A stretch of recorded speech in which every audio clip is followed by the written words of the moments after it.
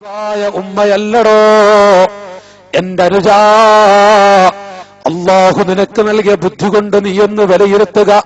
യജമാനനായ റബ്ബ്, ഖാലിഖായ റബ്ബ്, പടച്ച റബ്ബ് നമുക്ക് നൽകിയ ബുദ്ധി കൊണ്ട് എന്റെ കൂട്ടുകാരെ നാം ഒന്ന് വിലയിരുത്തുക. നമുക്ക് അല്ലാഹു നൽകിയ, പടച്ച റബ്ബ് നൽകിയ തന്റെ ഇടം കൊണ്ട് നാം വിലയിരുത്തുക. 27 കൊല്ലം നമുക്ക് ഭക്ഷണം നൽകിയത് ആരാ? നമ്മുടെ ഉമ്മയല്ല കരളെ. 28 കൊല്ലം നമുക്ക് ഭക്ഷണം തന്നത് ആരാ? നമ്മുടെ സാധുവായ ഉമ്മയാണ്. നമ്മുടെ വസ്ത്രം അലക്കിയത് ഉമ്മയാണ്.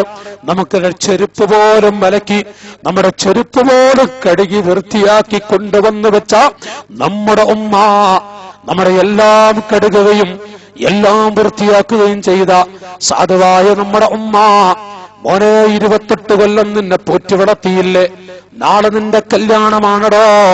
എന്റെ അനുജാ, നെഞ്ചത്ത് കൈവച്ചുകൊണ്ട് ഒന്ന് ചിന്തിക്കുമോനെ, നാളെ നിന്റെ കല്യാണമാണ്. ഇന്ന് രാത്രി വീട്ടിൽ നമ്മുടെ പെങ്ങളും മറ്റുള്ളവരും കുടുംബങ്ങളൊക്കെ വന്നിട്ടുണ്ട്. വീട്ടിൽ എല്ലാവർക്കും സന്തോഷമാണ്, ചിരിയും കളിയുമാണ്. നമ്മുടെ ഉമ്മാനെ കാണുന്നില്ല. എവിടെയാണ് ഉമ്മയുള്ളത്? സുബ്ഹാനല്ലാഹ്. നമ്മുടെ ഉമ്മ നോക്കുന്ന സമയത്ത് നമ്മുടെ ഉമ്മ നമ്മുടെ വസ്ത്രം അലക്കിക്കൊണ്ട് നമ്മുടെ ഉമ്മ തേക്കുന്നു. മോനെ, നിന്റെ കുപ്പായം തേച്ചു വെച്ചിട്ടുണ്ട്, നിന്റെ പാന്റ് തേക്കാൻ എനിക്ക് കഴിയില്ല മോനെ. ഉമ്മാക്ക് പാന്റ് തേക്കാൻ കഴിയുന്നില്ല. തുണിയും വസ്ത്രമൊക്കെ തേച്ചു വെച്ചു പോയ സാധുവായ ഉമ്മ, നാളെ കല്യാണമാണ് എങ്കിൽ ഇന്ന് രാത്രി എന്റെ കരളെ നമ്മുടെ വസ്ത്രം അലക്കുകയും തേക്കുകയും ചെയ്ത ആ സാധുവായ പെറ്റ ഉമ്മ നാളെ രാവിലെ നാസ്ത നൽകുന്ന ഉമ്മയാൻ.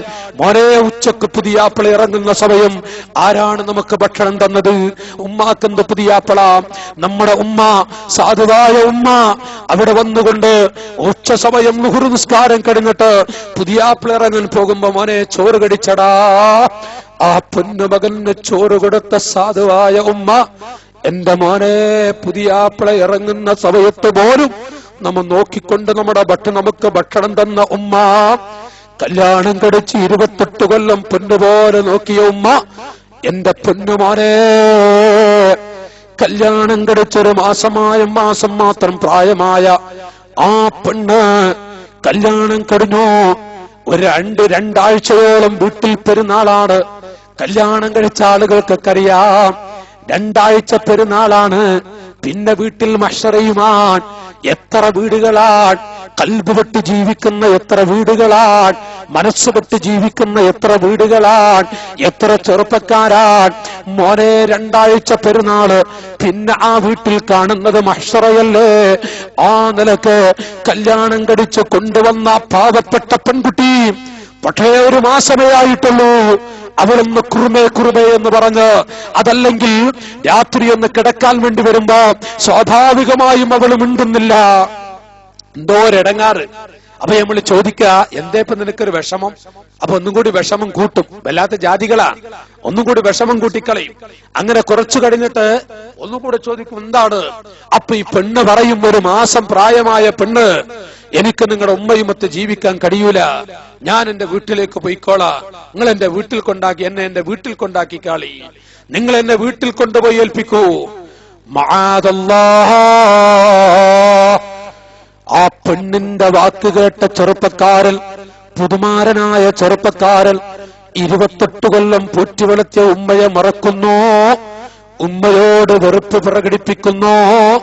28 കൊല്ലം ഭക്ഷണം കൊടുത്ത് വസ്ത്രം വലക്കിക്കൊണ്ട് വളർത്തിയ ഉമ്മ, ആ ഉമ്മാനെ വലിച്ചെറിഞ്ഞ് വാടക വീട്ടിൽ താമസിക്കുന്ന ചെറുപ്പക്കാരാ, ആ ഉമ്മാനെ വലിച്ചെറിഞ്ഞ് ആ ഭാര്യ വീട്ടിൽ പോയി താമസിച്ച് അമ്മായിമ്മയുമൊത്ത് രസിച്ച് ഭാര്യ വീട്ടിൽ പോയി സുഖിച്ചു ജീവിക്കുന്ന എന്റെ അനുജാ,